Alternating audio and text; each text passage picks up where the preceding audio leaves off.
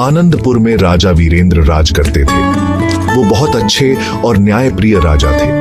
उनकी प्रजा उनसे बहुत प्यार करती थी। सब जानते थे कि राजा को अपनी प्रजा की बहुत फिक्र है। उनका राज्य बहुत समृद्ध था। खेत उपजाऊ थे, फसल अच्छी होती थी, लोग खुश और संतुष्ट थे। वीरेंद्र एक बहादुर योद्धा भी थे। उन्होंने कई दुश्मनों से अपने राज्य की रक्षा की थी। वो अपनी बहादुरी और ताकत के लिए जाने जाते थे। लेकिन वीरेंद्र सिर्फ एक योद्धा नहीं थे, वो एक विद्वान और कला के संरक्षक भी थे।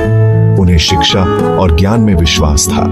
वो जानते थे कि यही एक मजबूत और समृद्ध राज्य की असली नींव है। नदी के उस पार धुंध में छिपा हुआ कला किला था। ये एक पुराना किला था जो बहुत समय से खंडहर था। कोई भी उसके पास जाने की हिम्मत नहीं करता था। लोग कला किला के बारे में धीमी आवाज में बातें करते थे। वो कहते थे कि ये श्रापित है, ये भूतिया है। अजीब रोशनी और डरावनी आवाजों की कहानियां सुनाई जाती थी। कुछ लोग कहते थे कि उन्होंने दीवारों पर भूतिया आकृतियां घूमते देखी हैं। किले पर डर छाया रहता था। कोई भी इसके रहस्यों को जानने की हिम्मत नहीं करता था। राजा वीरेंद्र ने कला किला के बारे में किस्से सुने। उन्होंने डर और रहस्य की कहानियां सुनी, लेकिन दूसरों के विपरीत वो डरे नहीं। वो उत्सुक थे। इस खंडहर किले में क्या राज छिपे हैं? ये उनके लोगों में इतना डर क्यों पैदा करता है? उनके मंत्रियों ने उन्हें जाने से मना किया। महाराज, ये बहुत खतरनाक है। उन्होंने विनती की। जो भी कला किला में जाता है कभी वापस नहीं आता। लेकिन वीरेंद्र दृढ़ थे। वो अज्ञात का सामना करेंगे और कहानियों के पीछे का सच उजागर करेंगे। वो अपने लोगों को उनके डर से मुक्त करेंगे। राजा वीरेंद्र कला किला की ओर चल पड़े। उनके साथ उनके सबसे भरोसेमंद योद्धाओं का एक छोटा समूह था। यात्रा खतरनाक थी। जंगल घना और ऊंचे पेड़ों से भरा था। जंगली जानवर सायों में छिपे थे। जंगल में उन्हें एक ज्ञानी बूढ़ा साधु मिला। साधु ने उन्हें कला किला के बारे में चेतावनी दी। वापस जाओ, उसने कहा। कुछ रहस्य ऐसे होते हैं जिन्हें जानना ही ठीक नहीं। लेकिन वीरेंद्र अपने फैसले पर अड़े रहे।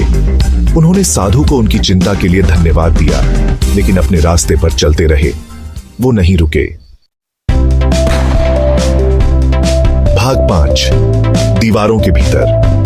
वो रात में कला किला पहुंचे। किला उनके सामने था, अंधेरा और विशाल। सन्नाटा खौफनाक था, बस पत्तों की सरसराहट की आवाज आ रही थी। विशाल दरवाजे ऐसे खुले जैसे उन्हें अंदर बुला रहे हों।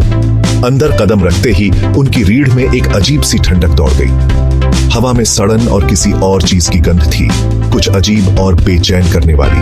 उन्हें एक मौजूदगी महसूस हुई। अनदेखी आंखें उनकी हरकत पर नजर रख रही थीं। वो कला किला में अकेले नहीं थे। भाग 6, गुप्त रास्ता। उन्होंने किले की खोजबीन की। उनके कदमों की आवाज भयानक सन्नाटे में गूंज रही थी।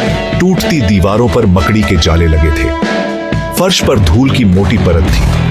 एक छिपे हुए कमरे में उन्हें एक गुप्त रास्ता मिला। यह अंधेरा और संकरा था, जो किले की गहराई में नीचे जाता था। वीरेंद्र आगे बढ़े। उनकी तलवार निकली हुई थी। रास्ता खतरों से भरा था। छिपे हुए जाल लगे थे। नुकीले गड्ढे उनके पैरों के नीचे थे। लेकिन वीरेंद्र और उनके योद्धा नहीं डरे। वो आगे बढ़ते रहे। हर चुनौती से उनका हौसला बढ़ता गया। भाग 7, खजाना और ज्ञान। रास्ता एक विशाल कमरे में खुला। ये सोने के सिक्कों, चमकते हुए रत्नों और कीमती कलाकृतियों से भरा था। बीच में एक बूढ़ा आदमी बैठा था। उसकी आंखें ज्ञान से चमक रही थीं। वो प्राचीन ग्रंथों और किताबों से घिरा हुआ था। बूढ़े आदमी ने वीरेंद्र का गर्मजोशी से स्वागत किया। आपने अपने डर का सामना करके यहाँ तक पहुँचने का बहुत साहस दिखाया है, उसने कहा। उसने वीरेंद्र को बताया कि खजाना कोई श्राप नहीं, बल्कि एक उपहार है। इसे समझदारी से इस्तेमाल करो, उसने कहा, अपनी प्रजा की समृद्धि के लिए। भाग 8, एक राजा का दिल। बूढ़े आदमी के शब्दों से वीरेंद्र विनम्र हो गए। वो रोमांच की तलाश में थे, लेकिन उन्हें ज्ञान मिला। उन्हें एहसास हुआ कि असली धन सोने और रत्नों में नहीं, बल्कि उनकी प्रजा के कल्याण में है। वो कला किला के खजाने के साथ आनंदपुर लौट आए। उन्होंने इसका इस्तेमाल स्कूल और अस्पताल बनाने में किया। उन्होंने अपनी प्रजा के जीवन को बेहतर बनाया। उनके बुद्धिमान और दयालु शासन में आनंदपुर फला फूला। लोग खुश हुए, उनके डर भूल गए। भाग 9 रहस्य बना रहता है। कला किला में बूढ़े आदमी का रहस्य बना रहा। वो कौन था? वो कहां से आया था? कुछ लोगों का मानना था कि वो एक आत्मा था, किले के रहस्यों का रक्षक। दूसरों को लगता था कि वो एक ज्ञानी साधु था जिसने दुनिया को त्याग दिया था। लेकिन उसकी असली पहचान एक रहस्य बनी रही, एक कहानी जो अलाव के चारों ओर सुनाई जाती थी, एक कहानी जो पीढ़ी दर पीढ़ी चली आ रही थी। और इसलिए कला किला अब डर की जगह नहीं, बल्कि एक राजा के साहस और उसके द्वारा प्राचीन दीवारों के भीतर पाए गए ज्ञान की याद दिलाता है।